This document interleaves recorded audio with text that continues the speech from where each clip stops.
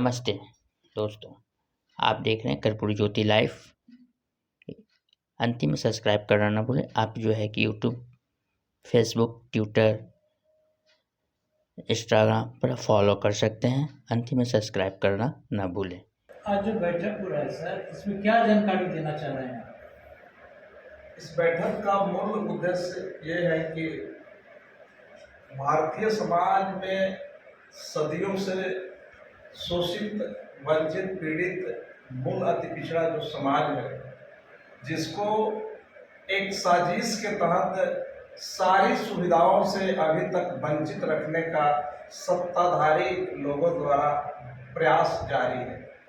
उस वंचित और शोषित समाज को मुख्य धारा में जोड़ने के लिए यहाँ हम लोग इकट्ठा हैं और उस समाज के बुद्धिजीवी से, उस समाज के प्रबुद्ध लोगों से, उस समाज के नौजवानों से, माताओं बहनों से अपील है कि आप जब तक अपने अधिकार के प्रति जागरूक नहीं बनिएगा, अपनी चीज़ों को लेने के लिए संघर्ष नहीं करिएगा, अपने अधिकार को प्राप्त करने के लिए जब तक हम सड़क से लेकर संसद तक संघर्ष नहीं करेंगे तो ये व्यवस्थाएं कभी किसी को देती नहीं।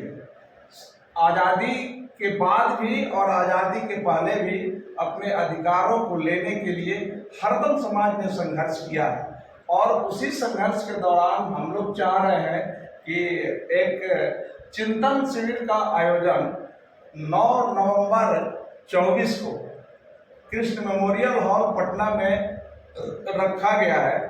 वह 2 दिवसीय है, 9 और 10 तारीख को। उसकी तैयारी बैठक 19 को जगजीवन राम शोध संस्थान में रखी गई है। तो मैं इस माध्यम से तमाम शोषित, वंचित, पीड़ित, मूल अति पिछड़े संवर्ग के लोगों को यह बताना चाहता हूँ कि जब तक हम एकत्रित नहीं होंगे, जब तक हम इकट्ठा नहीं होंगे, तब तक हमें कुछ हासिल होने नहीं जा रहा है।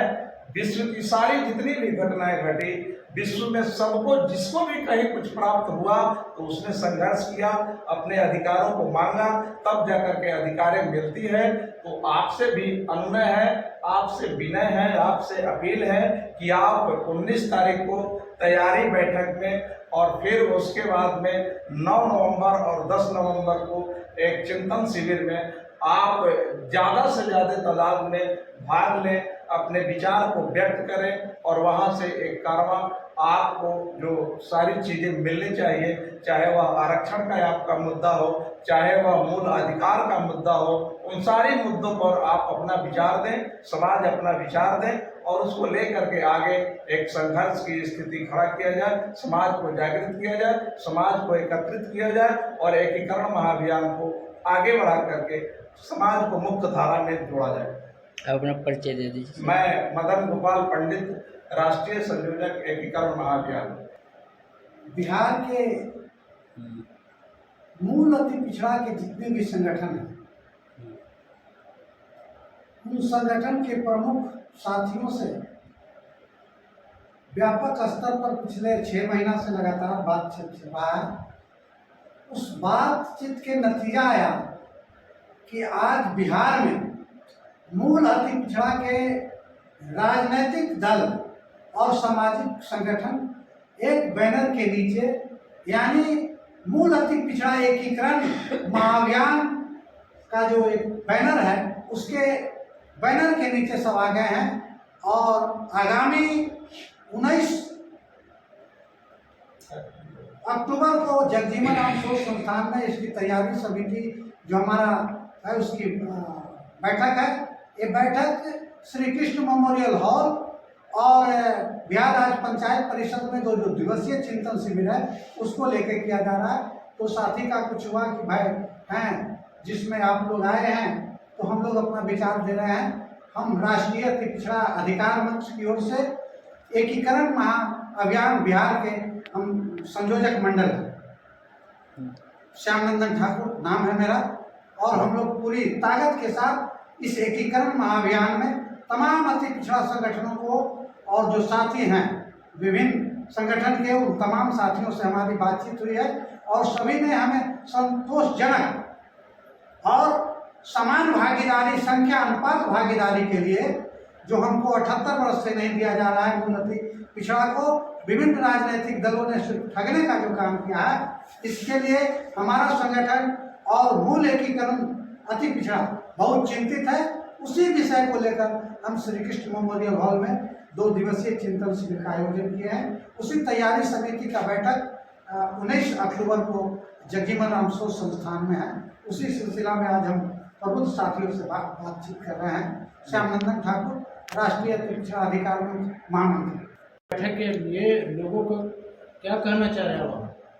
देखिए, हमारे बिहार के जितने भी गुट में बटे हुए हैं, छोटे छोटे टुकड़े में बटे हुए हैं, जो अपने अपने बैनर के तले काम कर रहे हैं, उन लोगों को भी हम लोग जगाने का काम कर रहे हैं कि देखो यह समय आ गया है, एक साथ होना है। और लोग बहुत संख्या में एक साथ हो रहे हैं। अब उन लोगों को कहना है कि एक साथ होके हम लोग एक ऐसा रणनीति बनाएं जो 19 तारीख को होने वाला है, उस रणनीति के तहत हम लोग सारे लोग काम करेंगे। अपना परिचय दे दीजिए।